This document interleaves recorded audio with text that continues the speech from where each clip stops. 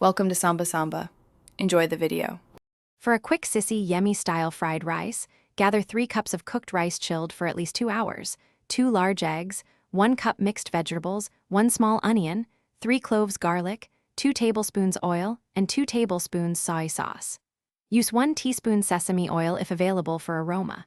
Beat 2 large eggs with 1/2 teaspoons salt in a small bowl. Trim and dice vegetables into 1/2 inch pieces so they cook evenly. Set everything within arm's reach to move quickly at the stove. Heat a large wok or nonstick pan until very hot. Add 2 tablespoons oil and swirl. Cook eggs in 2 tablespoons oil until softly set, then remove and slice into ribbons or crumble. Add another teaspoon oil, then sauté 1 diced onion and 3 minced garlic cloves on high for 1 minute until fragrant and translucent.